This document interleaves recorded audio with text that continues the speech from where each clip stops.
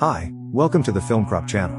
Today I'm going to tell you about a fantastic thriller, a drama from 2008 called The Day the Earth Stood Still. Please support me with a like and a comment. That way you can help the channel grow. Spoilers ahead. Watch out and take care. 1928, Karakoram Mountains, India. A climber sits in his tent while a heavy snowstorm blows outside. He emerges from his shelter and puts on his special goggles. The climber sees something in the distance and heads up. After climbing, the wind gets even stronger, so much so that he has to lean on a hook to get close to an unknown object. But what is it? A huge glowing ball, with energy pulsing inside, could not have taken up in the middle of the mountains for nothing. The climber touches the ball to see what's there and begins to pound on it with his hook. The mysterious energy illuminates him and he loses consciousness. After waking up in the same place, he notices a strange mark on his arm, and the orb disappears in an unknown way. What on earth was it? Princeton University, present day. Helen Benson is teaching astrobiology. They are taking a class on bacteria. The class ends and her colleague approaches her to ask if she is going to a faculty conference, but Helen refuses, despite the man's requests. Her stepson, little Jacob, is playing on the computer and she calls him to the dinner table. They get along well with each other. Helen notices a razor on Jacob's desk and asks where he got it. The child replies that it is his father's razor, and he found it in the downstairs bathroom. Now it is his razor. Helen puts the razor back and leaves the room. She gets a call on her phone and is told that they are picking her up soon and will explain everything to her on the way, but Helen doesn't understand anything. After a few seconds, a man knocks on her door and tells her that the FBI needs her and will explain everything to her on the way. She gives the baby to her neighbor and gets into a car surrounded by a convoy of other police cars. Why does the FBI need her? The woman in the car says there can be no mistake, the FBI really needs her. The man next to her says it's a matter of national security. Helen notices that the other cars are missing somewhere. The man says they blocked off traffic so their car could get through. Helen is brought to the base and escorted to a helicopter, where people like her are sitting, who have no idea where they are or why they were invited. But they do have something in common. They are all scientists, except for one male construction worker. They are brought to the Fort Linwood Military Academy in New Jersey. They are asked to leave their phones and cameras at the entrance to the building, but someone on the floor above recognizes our heroine and asks to let her in. It's Michael Granier, an acquaintance of hers, and he knows something. Michael says she has to be part of this team. They are brought into the classroom and shown a certain object that was seen near Jupiter's orbit. It was moving in no way an asteroid at all. They calculated the path of this object, which turned out to be moving toward Earth the whole time. Then they assembled this rapid response team. The approximate location of the impact was Manhattan. There is very little chance of success in shooting down the missiles. That leaves one thing: dealing with the aftermath. A man in the audience asks how much time they have left. Michael shows the timer on the screen. 1 hour and 18 minutes. Helen retires to the bathroom to call her son and makes up for her son that a storm is coming and he needs to go down to the basement. Helen cries quietly and tells her son how much she loves him. A woman in a military uniform knocks on her cubicle and asks for her cell phone. Helen doesn't know what to answer because they're not allowed to bring in cell phones. But the woman isn't going to take it away, she just wants to make a phone call. Tears well up in her eyes. Are they really in for a big disaster? Helen and the other scientists sit in the helicopter, discussing the unknown object. There are only seconds left before the object collides. But when the time is up, nothing happens. The object is still approaching, although it has reduced speed. People can see the huge glowing ball approaching Manhattan by the second. People all over the city are looking at this mysterious ball that has landed right in the middle of a city park. It emits clouds of smoke, blowing away people, benches, and everything in sight. Helen gets out of the landed helicopter with the others. They wade with flashlights through what appears to be fog or smoke. A nuclear physicist scientist says that radiation levels are high, but not too high. The man asks the others if they can feel it. Helen says she feels something, too. Feels that this object is getting close. A huge balloon, similar to the one the climber saw, but enlarged in size, is approaching them. Military vehicles move in around it, snipers occupy the roofs of buildings opposite the balloon. Suddenly everything goes quiet and something makes its way to the people from inside the balloon. Helen walks toward the light, breathing heavily. An unknown hand reaches for our heroine. She is just about to touch his thin hand when someone shoots the unknown creature. Helen holds it in her arms and asks for a doctor. But the doctor does not even have time to approach the unknown creature before a huge golem with fire instead of eyes comes out of the dome. He makes a frightening sound that makes everyone fall to the floor, and reaches out his hand to the little alien, but then withdraws his hand and his fire goes out. The humans take the alien to the base to give him some help. His heart almost stops, but the man hits him with a defibrillator, and almost flies off himself, but saves the alien creature. It would be nice to give him N4, but the alien has no veins, although his blood is red, which means it has hemoglobin. Helen asks to find a surgeon to remove the bullet from the creature's body. He takes a sample and slowly tries to remove the bullet. The doctor comes into shock, something really surprises him. He is surprised by the incredible resemblance to a human being. A gray skin tissue slides off the creature, from which a thick fluid stretches. On the couch is something humanoid, but with pale skin. The alien is placed on life support to survive.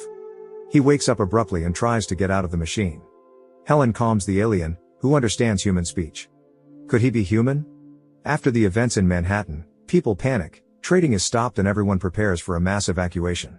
U.S. Secretary of Defense Regina Jackson says that the president and vice president are in the shelters until the situation is resolved, and until then, Regina runs all affairs. She is informed that they have lost one of the satellites, and the glowing orbs may have landed elsewhere as well. Regina says that through the satellite they managed to access the main computer and disable the missile defense system, and there was crucial defense data in the computer. Whoever they are, they know everything about them, and that's saying a lot. The doctor tells Regina that every time they took DNA from the creature, it was different. The shell in which they found the creature was something like the placenta in which it existed, and now it's very close to human. Helen believes that aliens were once already on Earth and made this creature in someone else's likeness. Recall the case of the mountain climber. Could it have been it? But no one knows about it except the climber himself. Regina is escorted to a creature that looks very much like a man, and he asks for water. And yes, he does look one and the same as that climber, but without the beard. The man says that it will take a while to get used to this body. Regina asks him questions, but the man is too busy mastering his new body to speculate aloud that he cannot believe his body is real, it is alien to him. Helen asks what was he like before? The man says he was different, but does not give details so as not to frighten anyone. His name is Klaatu. Regina asks what civilization he represents and the man says he provides a group of civilizations that are everywhere. He doesn't say any details because he wants to talk to representatives of all humanity. Regina is very suspicious because she fears that they will be enslaved as an inferior civilization. The man says he is going to leave, but the Secretary of Defense is going to torture him until he gets all the answers out. Klaatu explains that the creature with the fire in its head started defending itself because it was attacked, and this is its protector, which is triggered whenever violence is done. Klaatu is taken for questioning, but the alien knocks him out with his power and puts on his costume. He remembers that all humans have electronic ear molds in their ears and triggers a sound wave that makes everyone fall to the floor and leaves for the elevator. Helen is about to leave, too. Regina watches on camera as Klaatu calmly walks out of the building and asks for all possible search parties to come up. Klaatu arrives at the train station and sees that all trains have been cancelled. He touches the food machine and a sandwich itself falls into his hands. A boy sees this and walks right up to it. Right across from him, two men have a disagreement about something, and the second man falls to the floor after a glance from Klaatu. The alien sees on the television that there is a great panic going on in the world. He goes into the bathroom and sees a bloody stain on his shirt. Soon he faints. A man calls Helen's phone and asks her to come over. She has a patient of hers. It's Klaatu. She goes to see him and tells him it was all a mistake and he is their friend. Klaatu says he is a friend of Earth. They get in the car and Klaatu asks her to go. He says that in her breast pocket is his medicine. It is a sample of his tissue. He dabs it on the stitched wound and it tightens. Meanwhile, crazy military men try to drop missiles into the alien dome, but the creature deflects everything with lasers. Helen and Klaatu drive up to the McDonald's and the alien asks them to stop. Jacob gets out of the car to go to the bathroom and Klaatu decides to ask where his father is. Helen says he was an engineer in the army and his mother died in childbirth. Helen married him and he died a year ago. Helen asks why he is here. Klaatu says to save the Earth. The man they were waiting for pulls up to the site. Mr. Wu and Klaatu sit down at a table in a McDonald's and talk in another language while Helen sits at another table. Wu says in another language that they don't know what they are facing. Klaatu says that Wu needs to leave with him because he too is an alien. But Wu is not going to leave, even though the planet is about to be destroyed. He saw a different side to the humans, not just their propensity for destruction, and he wants to stay. The military is still trying to do something about the creature with the light in his head. Klaatu and Helen keep driving until the man asks the car to stop in the woods. Jacob tries to find out who it is and Helen gives him the friend from work legend. Klaatu is gone too long, and she decides to go after him. The man stands by the pond while all the insects and mammals flock around him. He summons from the water a small orb similar to the one in India. At the same time, the remaining parts of the spheres are awakened from all over the world. In the desert, in the jungle, in the water. US security sees clips on the internet of people trying to destroy these flying spheres, and as we get closer, we see that our mammals are trapped inside them. Jacob becomes angry with Helen, afraid that she will fall in love with a man, and gets out of the car. Helen follows him and they see a flying orb rising directly above them. The news reports that the spheres have disappeared, except for the one in Manhattan. Klaatu comes back to the car and Helen finally gets the truth out of him. He's here to save the planet, not people. And saving it will be from the people who are destroying it too quickly. This shocks Helen. She says that humanity can change, but Klaatu says that they have been watching them for a very long time and see no change. A policeman drives up to them, whom Klaatu knocks down with his car just by touching it. But then he quickly resuscitates him. Helen asks to give them another chance, but Klaatu says that he tried to give them a chance himself, trying to talk to their leaders, to which Helen replies that they are not their leaders and if he wants to talk to them, she can arrange it. Other police cars drive up to them, and Helen asks the alien to get in. At this time, Regina guesses that since they are gathering mammals into spheres, it means they are making an ark. Michael continues her thought, and they realize the scary part. Helen brings Klaatu to Professor Barnhart, a Nobel Prize winner and scientist she knows. Klaatu erases the board with the scientist's formulas and writes all the things he didn't know, and Carl comes over and completes the remaining parts. He can't believe this is possible. He says he has a lot of questions for the alien. Klaatu notices that there is beautiful music playing in the house, and Helen says it is Bach. A man arrives in Virginia to inspect a robot with a glowing eye that has been brought in. Man says that while trying to drill it with a diamond drill bit, the drill bit broke. The man comes over to take a look and asks to call in a specialist. Jacob is watching TV and the news says that there are more robberies in the world because people are trying to stock up on food, sensing disaster. The TV shows a portrait of Klaatu and asks him to call the number if anyone sees this person, and since he doesn't really trust aliens, he calls the number. Carl talks to Klaatu, trying to explain that humanity should be given a chance. The alien says all the same things Helen said, but Carl explains to him that since their race evolved under the threat of death, so can humanity evolve in its current position. Helicopters approach the house, and they decide to flee through the woods. Jacob becomes cranky again and asks the helicopters to come down. When Helen sees this, she takes him away, but he lashes out and says that he was the one who called the helicopters, that his father would have done so, but Helen can no longer convince him that his father was a pacifist and screams that his father is now gone. Jacob begins to cry, and Helen gets a SWAT team on a tether. A helicopter aims at Klaatu to shoot him, but he incapacitates him and the helicopter crashes. Jacob is left alone with the alien and runs away from him, but nearly falls off the bridge. Klaatu rescues the child and gains his trust. They head off somewhere through the woods. At the military base, the men still keep drilling the robot, but everything they touch the robot begins to decompose with the man.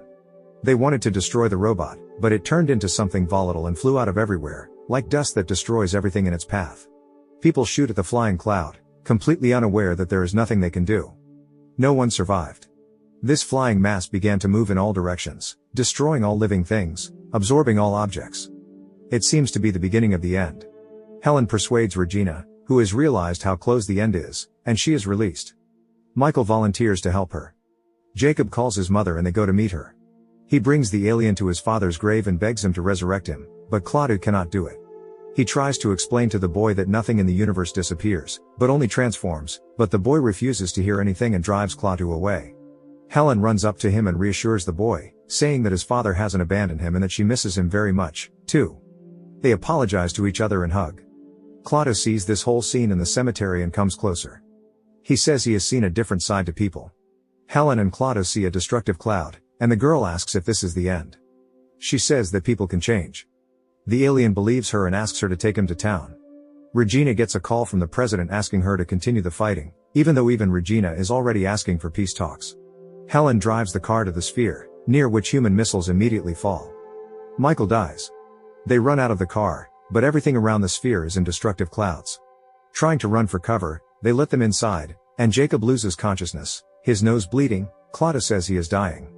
Helen starts bleeding too, and the alien takes all the bugs under her skin. Klaatu says they are really changing on the edge of doom and decides to give the planet another chance. He walks through the destructive cloud straight to the sphere. His clothes collapse, as does himself, but he touches the sphere and everything stops. The little insects that were destroying everything fall to the ground. Peace reigns on the planet. Helen approaches the sphere, and the orb begins to fly away.